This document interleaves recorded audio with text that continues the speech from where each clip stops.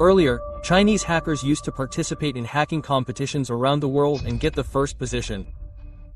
But after 2017, their presence suddenly disappeared. At first, no one understood why Chinese hackers were not participating. But then in 2019, an incident happened which exposed the dangerous plan of China. Once again, flattery in ZMTV's videos. Nazreen, in March 2017, a group of hackers from China went to Vancouver, a city in Canada. Their mission was to find the hidden vulnerabilities in the world's most used software and devices. Their target was Google's Chrome browser, Microsoft Windows and Apple's iPhone. But these people had not gone to do anything wrong. They had gone to participate in a legal hacking competition called Porn to On. This is the biggest hacking competition in the world in which hackers hack the software of companies and find security flaws or loopholes in it, and in return they get a cash prize. There are different prices in this competition. From $0.5 lakh to $1 million. The biggest prize is received for finding a vulnerability that no one has found before, and this is called zero-day vulnerability. When a hacker finds such a flaw, those details are given to the same company like Google, Microsoft or Apple so that they can fix that problem or loophole immediately by releasing a new update, and hackers get a cash prize of millions of dollars. That is, this is an ethical hacking competition in which hacking does not harm anyone but rather improves security. For many years, Chinese hackers were at the forefront in such competitions. Be it Porn Tune or any other hacking event. Chinese hackers always won. But everything changed suddenly after 2017. Chinese hackers who used to participate enthusiastically in hacking events around the world suddenly disappeared. Everyone noticed the lack of Chinese hackers in all the hacking events that took place after 2017. This silence was bothering everyone, especially America. And during this time, a random message from a big cybersecurity firm of China made everyone's ears perk up. Key 360 is a top cybersecurity firm of China. A statement of its CEO Zhou Henghai came to the public in which he was seen criticizing these Chinese hackers a lot. He said that why do they go and show their hacking skills to foreign countries? He gave this statement to China's news agency Sina, in which Zhou said that performing well in such events is just an imaginary victory. That is, just a show-off. His stance was that the vulnerabilities you people look for are not worth a few lakh dollars but billions of dollars. Shortly after this statement by Key 360 CEO, Chinese hackers stopped participating in international hacking competitions. But it turned out that Chinese hackers did not do this voluntarily, but the Chinese government stopped them.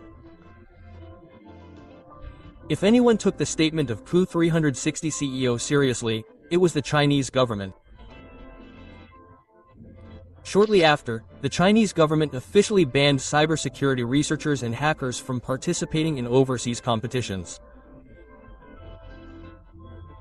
Immediately after this ban, a new hacking competition was launched within China, named Tianfu Cup.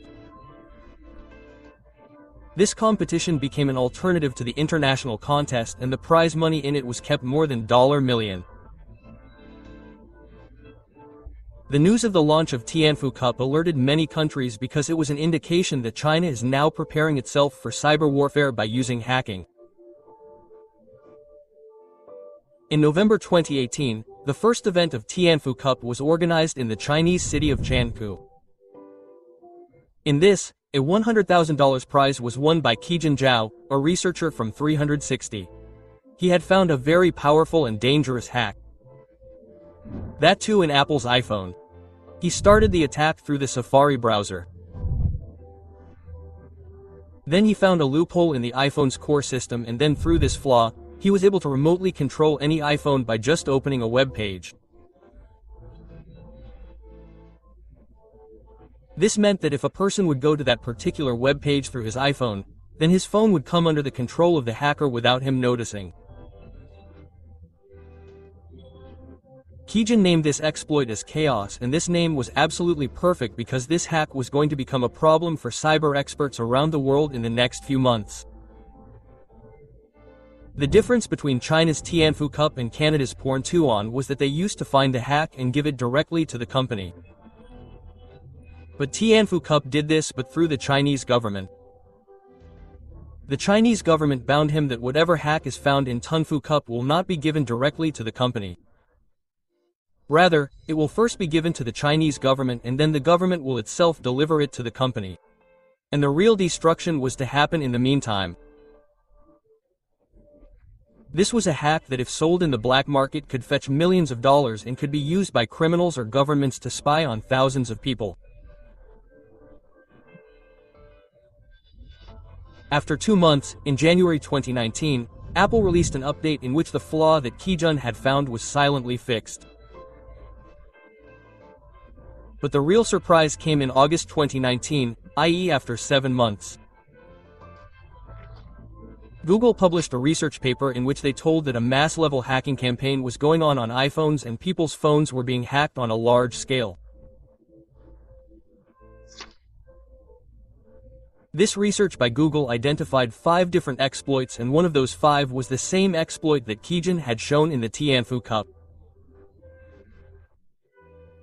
That is, the exploit that won Kijun the prize was the same exploit that was being used for mass surveillance of iPhones. Google researchers reported in their report that many things in the hacking attacks they caught in the real world were similar to the exploit. But Google did not reveal who carried out this attack and who were the people who were hacked. But later it was found out that the victims were Uyghur Muslims and the attacker was none other than China's own government.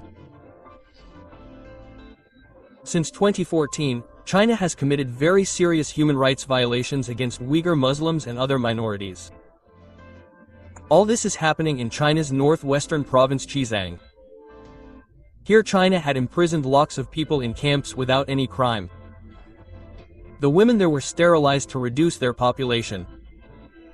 Cases of torture and sexual abuse were also reported inside the camps.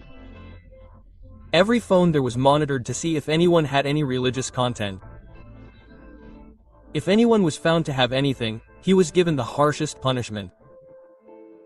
Chinese officials say that we are doing all this to avoid extremism. But America and many other countries have declared it genocide.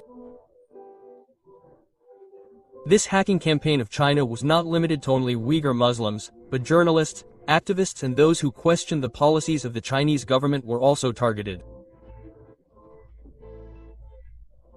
When Google researchers published a report about iPhone hacking, after a few days the media connected all the dots. Then later Apple also told in a post that this hack actually continued for 2 months, and this was the time when Kijun won the Tianfu Cup. One thing was now clear to the American experts, that China has followed the strategy given by the CEO of Key 360. That is, prevent Chinese hackers from going abroad and utilize their skills in China itself and then use that hack to keep surveillance on people. To prove this, US surveillance agencies did a full technical breakdown of the Co's exploit, and it exactly matched the Tianfu Cup hack. Later, Google's deep investigation also confirmed that both Co's and real-world attack were similar in structure. But the matter did not stop here. In February 2024, some data was leaked on the code-sharing website GitHub.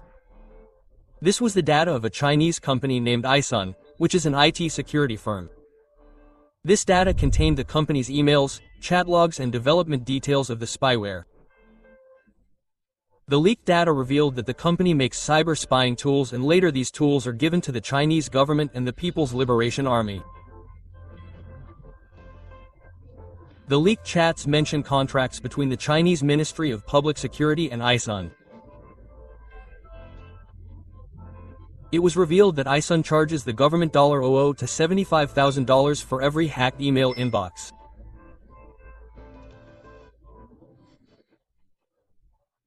Today, the Tunfu Cup has entered its 8th year and is being sponsored by China's biggest tech giants like TopSec, Alibaba Pay and Chew360. But now American officials are very concerned because the people and companies involved in this competition are seen to have links with the Chinese military. TopSec is a Beijing-based company that organizes the Tunfu Cup. According to US officials, this company is actually recruiting Chinese nationalist hackers through the Tunfu Cup.